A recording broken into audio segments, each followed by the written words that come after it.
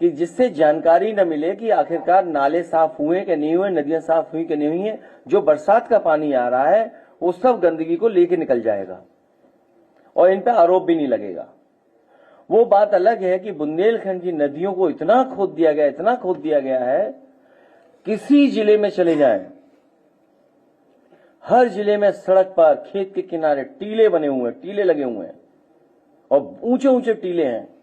ऐसा लग रहा है कि कई पहाड़ बन करके आ गए हैं, एक एक महीने में पहाड़ बन गए, 2 महीने में पहाड़ बन गए।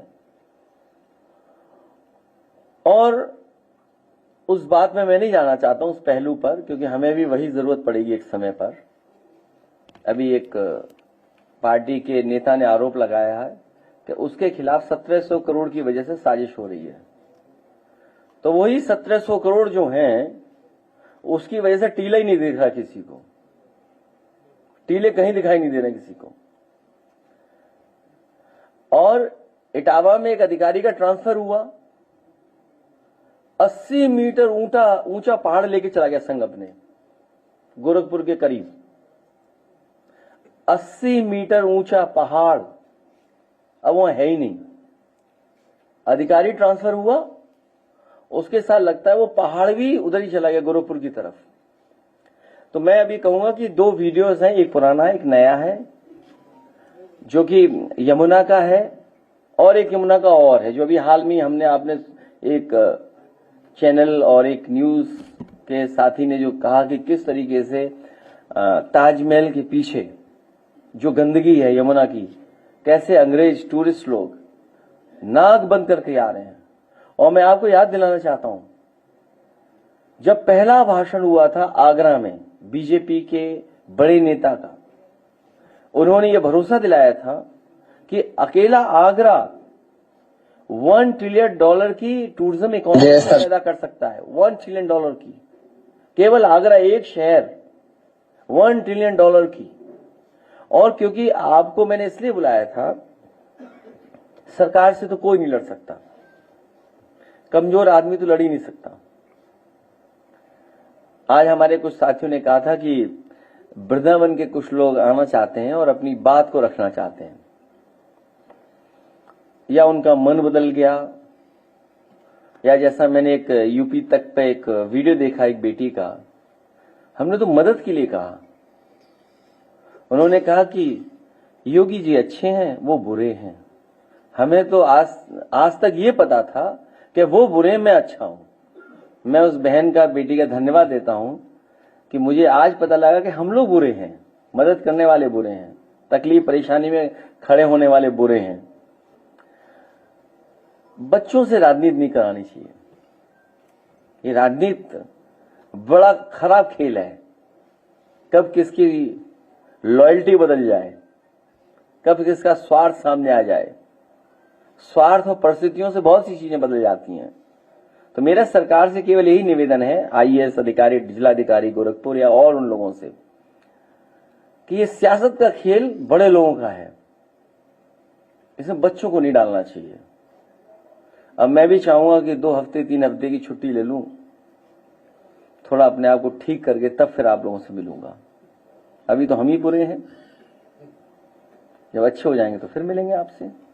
इसलिए फिलहाल गंदगी देखिए गोमती और यमुना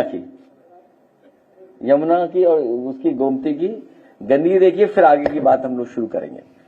हालांकि वृंदावन के लोगों को आना था, नहीं आए, लेकिन उनकी बात मैं फिर बाद में कहूंगा।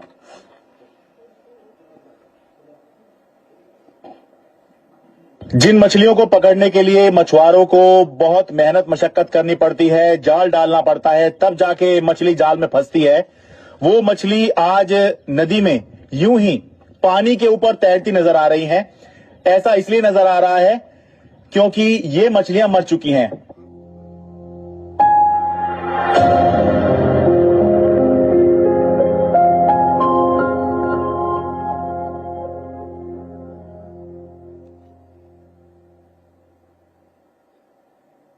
नमस्कार, मैं हूं शरद शर्मा। आप देख रहे हैं शरद शर्मा ऑन ग्राउंड। और आज असल में मैं ग्राउंड पे नहीं हूं, बल्कि नदी में हूं। यमुना नदी में मैं इस समय हूं।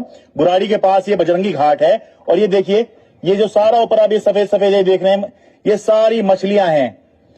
मछलियां ये हैं और ये सारी मछलियां मर चुकी हैं। इस वजह से पानी पर ही ऊपर बहुत आसानी से तैरती हुई ये नजर आ रही हैं। जबकि मछुआरे जो हैं, देखिए ये मछुआरे हैं, ये मछली पकड़ते हैं और यहां से पकड़कर ले जाकर उनको बेचते हैं और इससे जो है इनका आजीविका कमाने का ये इनका साधन होता है।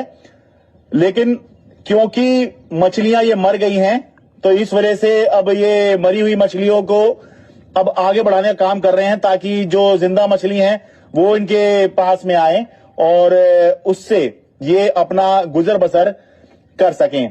बहुत से लोग ये सोचेंगे कि यमुना में मछलियां कहां से आ गई, यमुना का तो पानी इतना गंदा है। ऐसा नहीं है। दरअसल वजीराबाद के बाद जो है यमुना की। अब दूसरा वीडियो भी दिखाते हैं। मैं किसी को प्रमोट नहीं कर रहा हूं इसमें, मतलब मैं वीडियो जो दिख रहा है वही बता रहा हूं मैं आपको। Gdzie jest Taj Mahal? Gdzie jest Taj Mahal? A co tutaj mamy? Prawdziwe Indie. Ty niemiłosiernie, co ty gorzej niż wczoraj. Ja. Mamy nawet zwłoki krowy i przepiękny zachód słońca. Odbijając się od śmieci. Next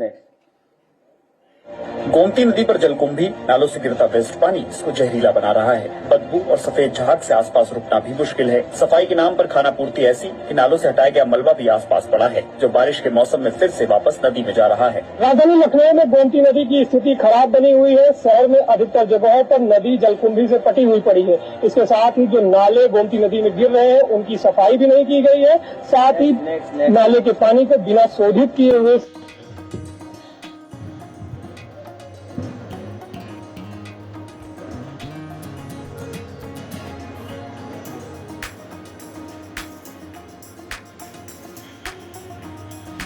रखते गए। बाकी गोमती का आप देखते ही हो।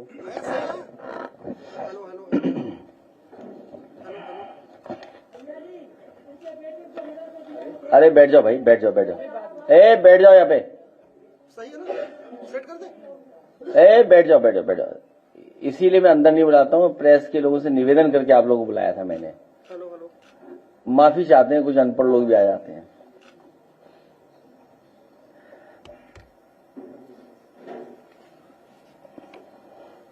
तो यहां पर उजाड़ा जा रहा है, जैसे और जगह चीजों को बनाने के लिए लोगों को उजाड़ दिया गया। जहां गोमती रिवर फ्रंट बन जाना चाहिए था अभी तक, अकबर नगर के लोगों को उजाड़ दिया गया। जो उनकी बुनियादी समस्याएं थी, जो बुनियादी उनकी जरूरतें थीं, जहां वो रोजगार नौकरी करते थे, वो रोजगार नौकरी भी उनकी छिन गई। कई लोगों की आत्महत्या भी हो गई, या हत्या नहीं, मृत्यु हो गई, और एक आदमी ने आत्महत्या भी कर ली। और कहा यह गया कि हम रिवर फ्रंट बना रहे हैं। नाले पर पहली बार रिवर फ्रंट बन रहा है। अक्सर नदियों पर रिवर फ्रंट बनता है। इस सरकार में पहली बार देखने को मिला कि रिवर फ्रंट बन रहा है। इसी तरह वरुणा नदी पर समाजवादी सरकार में शुरू हुआ था, वो बंद हो गया।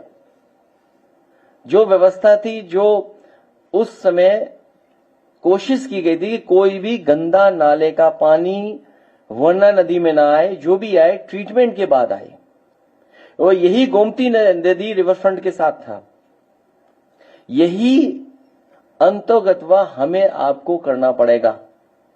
जब कभी भी हमें नदियां साफ करनी है, शहर के बीच में अगर नदी है, तो जो भी पानी नदी में जाए, नाले का पानी न जाए तभी जब ट्रीट होकर के पानी फिल्टर से तब जा सके, तो आने वाले समय में ये साफ नजर दिखाई देगी नदियां। और जो पानी का सेल्फ प्यूरिफिकेशन की एक जो प्रॉपर्टी है उसकी वजह से अगर वो डिजॉल्व ऑक्सीजन मिलती चली जाएगी उसके अंदर, हवा की वजह से, एरेशन की वजह से, तो अपने आप नदी साफ दिखती है।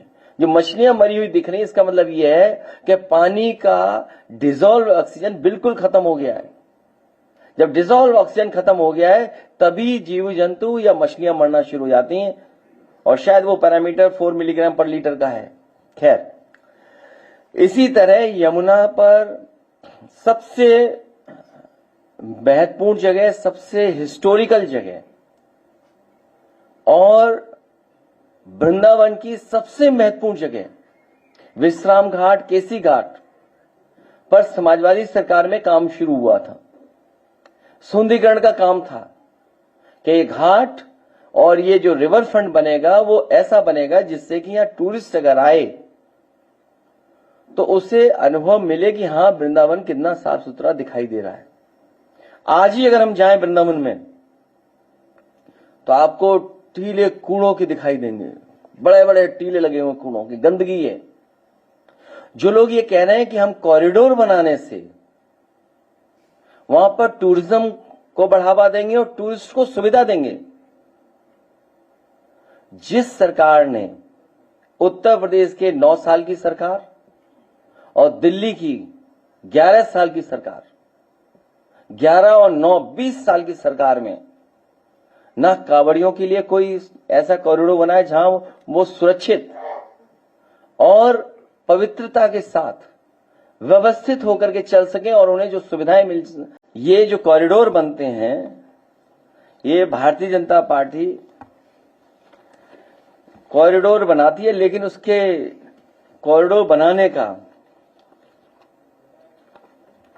एक तरीका है जिससे लाभ उठा लें, अपने लोगों को लाभ पहुंचा लें।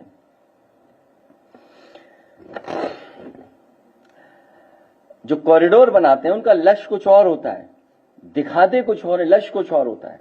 मुझे याद है कि समाजवादी सरकार में गोवर्धन में परिक्रमा को लेकर के बहुत अच्छा डिजाइन बनाया गया था, पूरी प्लानिंग हुई थी और जिस सुंदरता के साथ, जिस अच्छे इंफ्रास्ट्रक्चर के साथ बनाना चाहिए था, शायद अधिकारियों ने उतनी दिलचस्पी नहीं ली।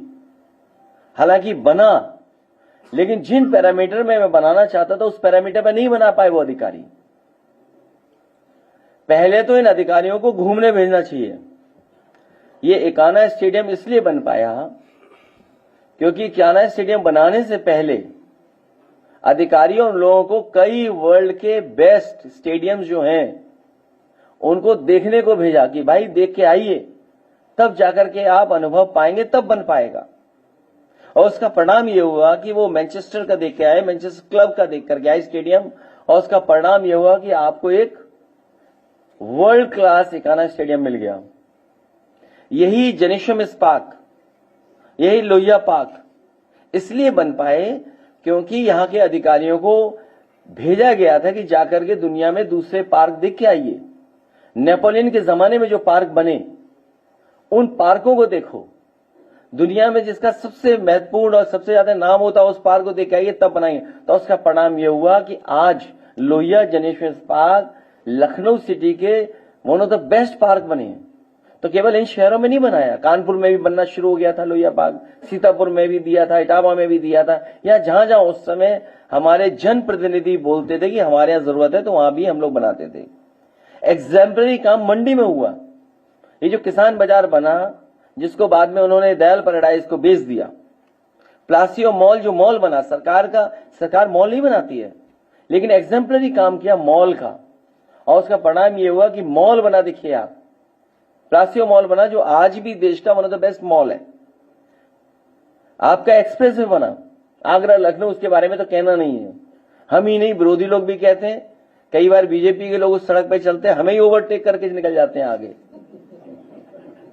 झंडा उनका लगा रहता है, देखते हैं हम धीमे चल रहे हैं, वो हमसे तेज रफ्तार में जा रहे होते हैं।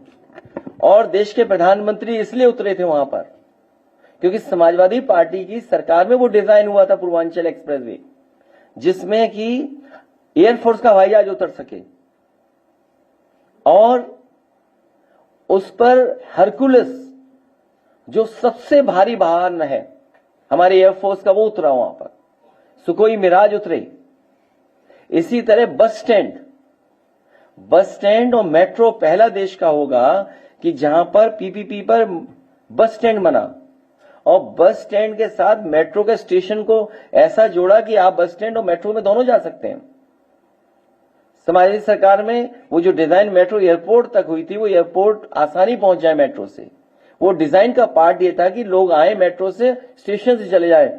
और आगे जो एयरपोर्ट बना, अभी तक इन्होंने डिजाइन नहीं बना पाए कि कैसे जोड़ेंगे उस एयरपोर्ट को और मेट्रो से। अब अगर आप मेट्रो से उतरोगे तो पहले तो कम दूरी लगती थी, अब जो नया एयरपोर्ट बेच दिया गया है उसमें आप सूटकेस लिए घूमते रहो 1 किलोमीटर, तब जाकर एयरपोर्ट पहुंचोगे। तो ये डिजाइन फॉल्ट है। तो ये बात मैं इसलिए बता रहा हूं कि बीजेपी के लोग अक्सर ये कहते थे कि वेटिकन सिटीज अच्छा बनाएंगे, बीजेपी के लोग कहते थे वेटिकन सिटी बनाएंगे। आप में से पुराने लोग जानते होंगे कि जब बनाने की बात कहते तो वेटिकन सिटी का भी नाम लेते थे कुछ अपने भाषणों में, लेकिन सुनने में आ रहा है कि वो गुजराती मंदिर की तरह दिखता है। तो मेरे कहने का मतलब है कि हम लोग किसी डेवलपमेंट के खिलाफ नहीं है, लेकिन जो हेरिटेज है, जो हिस्ट्री है, जो लोग देखने आते हैं, जो एस्थेटिक है, उससे खिलवाड़ नहीं होनी चाहिए। और अगर तुमने पिछले 9 साल में क्या काम किया है, इसका कोई हिसाब किताब देगा कि नहीं देगा। मान लीजिए जो समाजवादी सरकार में बनना शुरू हुआ था बोर्ड, उसका नाम बदल दिया इन्होंने, तीर्थ विकास परिषद नाम लिख दिया, और अभी तक जो तीर्थ विकास परिषद ने खर्च किया है डेवलपमेंट पे पैसा, उसका कोई हिसाब नहीं है। डेवलपमेंट अथॉरिटी ने जो खर्च किया उसका कोई हिसाब नहीं है, और जो संस्थाएं और जो विभाग है जो पैसा खर्च किया उसका कोई हिसाब नहीं है। और वहां 5000 मंदिर हैं, 5000 मंदिर हैं जो समय समय पर बने हैं, राजा महाराजाओं ने, बड़े लोगों ने बनाए, सेठ लोगों ने बनाए हैं। कहीं ऐसा तो नहीं कि बनारस जैसे कुछ मंदिर ढा दिए जाएं। बनारस में जब कॉरिडोर बना तो बहुत सारे मंदिर जो छोटे थे, घरों में थे, लोग अपने पौराणिक और परिवार के पूर्वजों के बने हुए मंदिरों को उजाड़ दिया सरकार ने। तो कहीं ऐसा तो नहीं है कि कोई बहुत बड़ा खेल खेला जा रहा हो। तो इसलिए मैं चाहूंगा जो लोग ये कॉरिडोर बना रहे हैं, हालांकि हमें सुझाव नहीं देना चाहिए, तब भी सुझाव दे दें। वेनिस की गलियां देख के आए, वेनिस की गलियां। कभी कभी हम ही लोग गलती करते हैं, हम बुरे लोग हैं ना, गलती करते हैं। जेनेसिस पार्क में बोट डाल दी थी हम लोगों ने, वेनिस में जो बोट चलती थी। इस सरकार को इतना बुरा लगा कि वो बोट ही बर्बाद कर दी उन्होंने। पता नहीं कहां से प्लास्टिक की लाइफ पैडल वाली वो चल रही है। बेहतरीन जो इटली में चलती थी नाव, वो लाए थे। एक बस लाए थे, बस, वाटर बस, पता नहीं कहां चली गई वो। पानी के रास्ते गई कि ट्रक में लद के चली गई, पता नहीं कौन है। बस चोर, वाटर बस चोर कौन है हमें नहीं पता है। फुब्बारा चोर कौन है पता ही नहीं है। फुब्बारे चोर ही हो गए। तो इसलिए हम ये कहना चाहते हैं कि ये रास्ता नहीं है बल्कि आस्था है हमारी। रास्ता, जो गलियां हैं वो हमारी आस्था की गलियां हैं। उनका एस्थेटिक, उनका हेरिटेज वैसा ही रहे। कुंज गली में राधा कृष्ण की लीला के सैकड़ों गीत बने हैं, सैकड़ों गीत बने होंगे, और न जाने कब से वो परंपराएं चली हैं, मेले चलते हैं, यात्राएं निकलती हैं। और ये जब बिगाड़ देंगे तो वो गीत कहां गूंजेंगे, क्योंकि इनका जो बनाने का ढंग है, पता नहीं क्या ढंग है इनका बनाने का। अगर इन्होंने कुछ अच्छा बनाया हो तो आप लोग हमें बता दो, अगर हम कंफ्यूज हो रहे हो तो। और ये बात जो बोलते हैं कि चौड़ीकरण से व्यवस्था बन जाएगी, आप बताइए कुंभ में जितने बड़े इलाके में शहर बसा था, जितने बड़े इलाके में ये दावा कर रही सरकार कुंभ बना था, जितना ऑर्गेनाइज कुंभ बनता था, बताओ वहां घटना घट गई। सवाल वो नहीं है एरिया का, हालांकि जहां सड़क पे वो यात्रा निकलती है उड़ीसा में, वो भी बहुत सड़क चौड़ी है, लेकिन हादसा हो गया, घटना हुई। कुंभ जहां लगा, बताओ कितनी बड़ी जगह है, और वहां पर घटना घट गई। इसलिए बात रास्ते के पतले और चौड़े की नहीं है।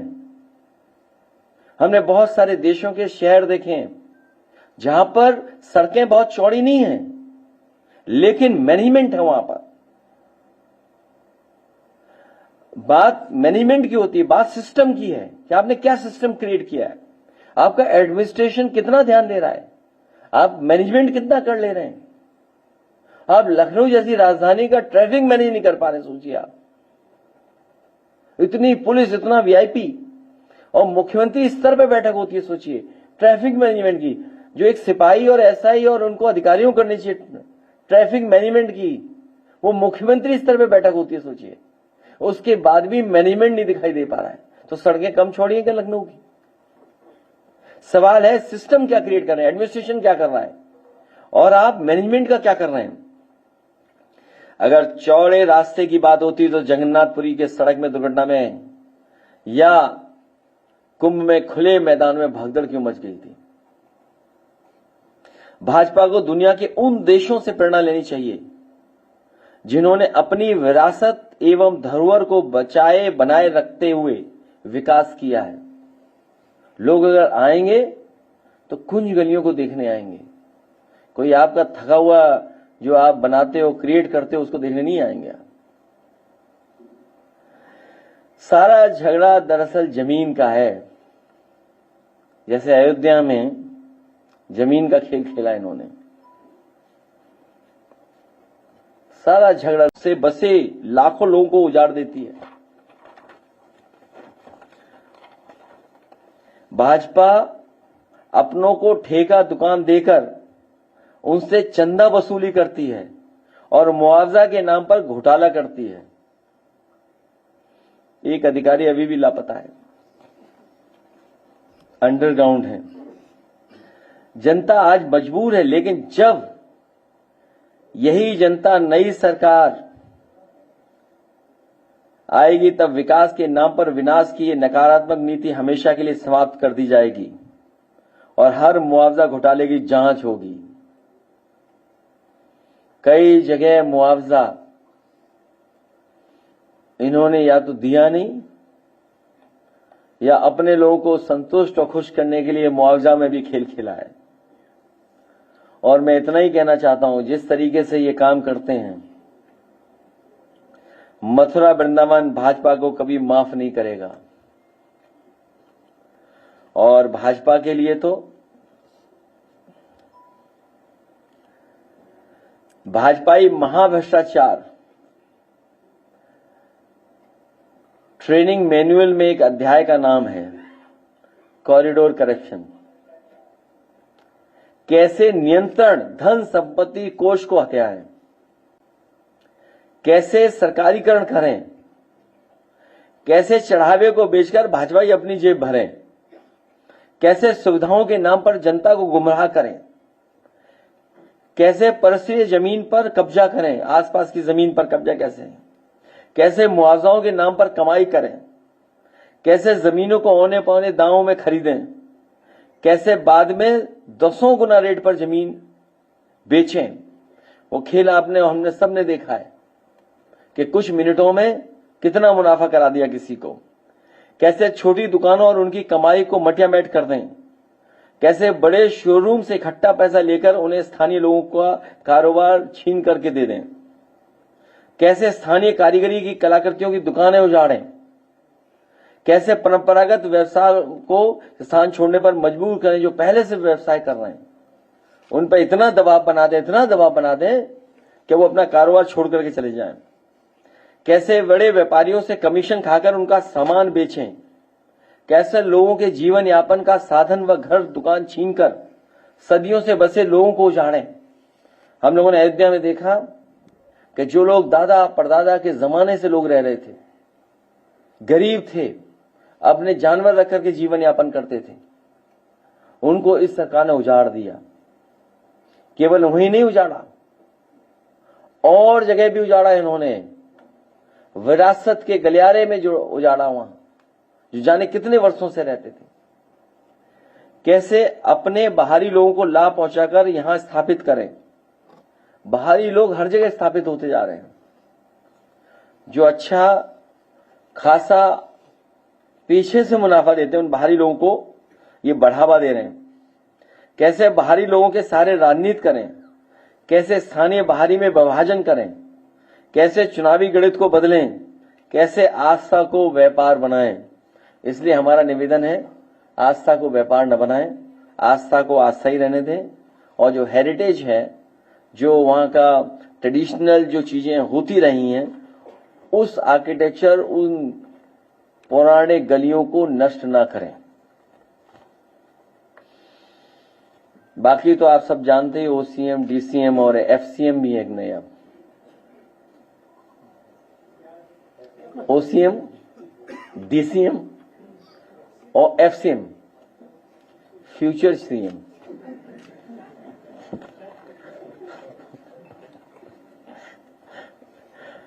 जो इलाज मंत्री हैं,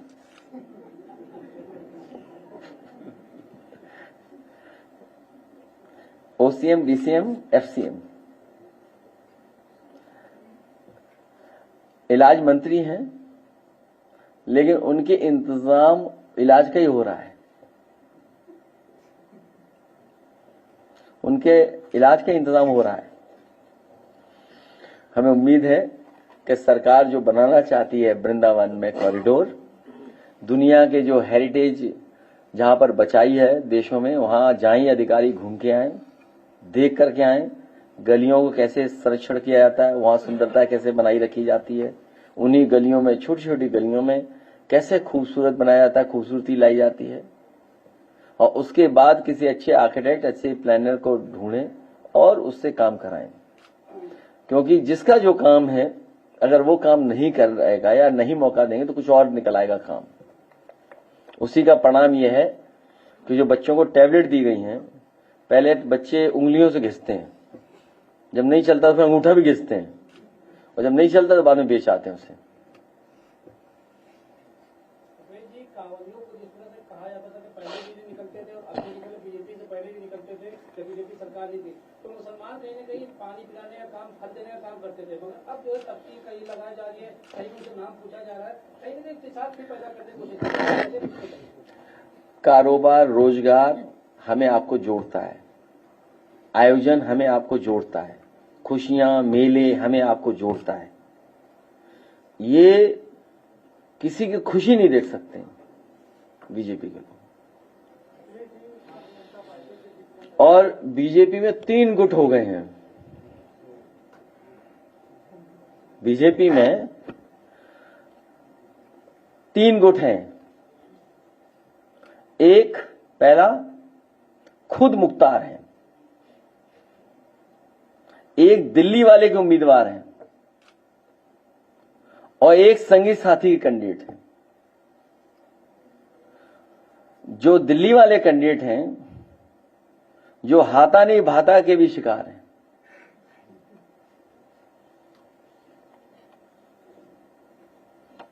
तो बनारस से खबर आ रही है सर कि वो वाराणसी जंक्शन के सामने जो नाइट मार्केट थी, उस पे बुलडोजर चल गया है। जो कंपनी थी जिसने वो लाइसेंस दिया था दुकानों का, वो गुजरात की कंपनी थी, उसका मालिक भाग गया है, और जो रजिस्ट्रेशन के लिए फार्म बांटा गया था, तो प्रधानमंत्री जी के कार्यालय बनारस बांटा गया। इस सरकार में सभी इलीगल काम हो रहे हैं। इलीगल कॉलोनियां बस रही हैं, बेपनाह इनकी इलीगल बिल्डिंगें खड़ी हो रही हैं। सब इलीगल काम इस सरकार के संगी साथी कर रहे हैं। बड़े बड़े ट्रस्टों पे कब्जा हो रहा है। ये हमारे कानपुर के लोग हैं, 2 बैठे हैं, ये दोनों जानते होंगे कितने बड़े ट्रस्टों पे कब्जा हो गया। कोई एजुकेशनल ट्रस्टों पे कब्जा कर रहा है, कोई रिलीजियस ट्रस्टों पे कब्जा कर रहा है, कोई जमीनों पे कब्जा कर रहा है। और जो बुनियादी समस्याएं हैं, सॉलिड वेस्ट मैनेजमेंट है, पार्कों को कब्जा कर रहे हैं, तालाबों को कब्जा कर रहे हैं। और जहां इन्हें दिखाना चाहिए था वृंदावन में कि सफाई कहां सफाई है बताइए? जो वृंदावन जाएगा कितनी सफाई है वहां पर?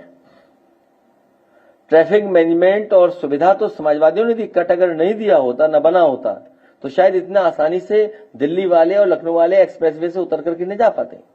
वो समाजवादियों की देन है।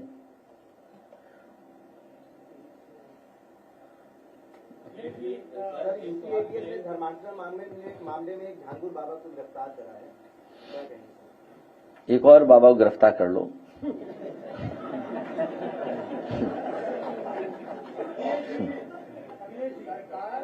सरकार शराब को बढ़ावा देने के 9 जुलाई को इन्वेस्टर सबमिट करने जा रही है और जो अच्छी दवाइयां बंद करने। अच्छी बात है, बोतल खुली भी रखे और गिलास भी रखे वहां। आपके जिले के पार्टी के जिला अध्यक्ष है उन पे तो पता जाती है, उससे ज्यादा केस वाले ये प्रतापगढ़ में जो भी पुलिस का कप्तान आता है, पता नहीं क्या है, पता नहीं किसके इशारे पे काम करता है। जो पुलिस है वो बीजेपी के इशारे पे काम कर रही है, पूरी पुलिस। और उसी का परिणाम यह है कि अन्याय बड़े पैमाने पर है। हमारे साथी ने, मैं नहीं जानता हूं कि कौन है साथी जो आपके साथियों के साथ आया है,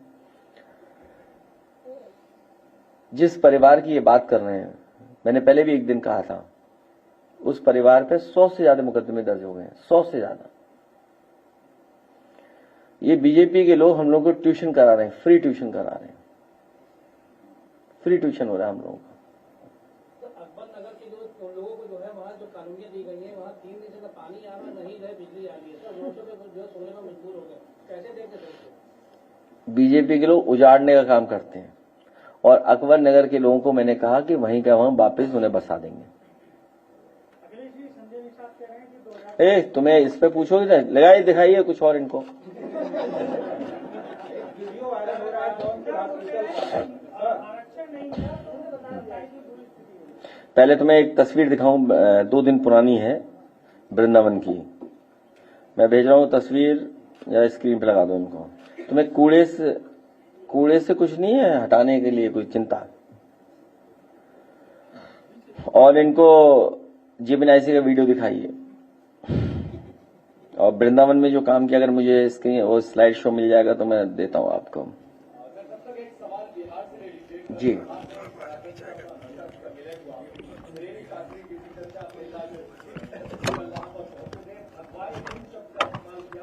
और यह ऐलान किया कि बिहार पहला हिंदू राज्य होने जा रहा है चुनाव के बाद।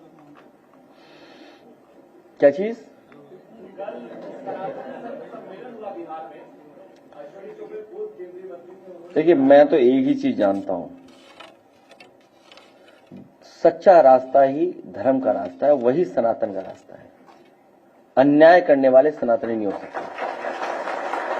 तो अपने एवं अपने परिवार के बेहतर स्वास्थ्य के लिए परम मल्टी स्पेशलिटी हॉस्पिटल आइए, क्योंकि आपका जीवन अनमोल है। परम मल्टी स्पेशलिटी हॉस्पिटल, विजयंत खंड, गोमती नगर, लखनऊ।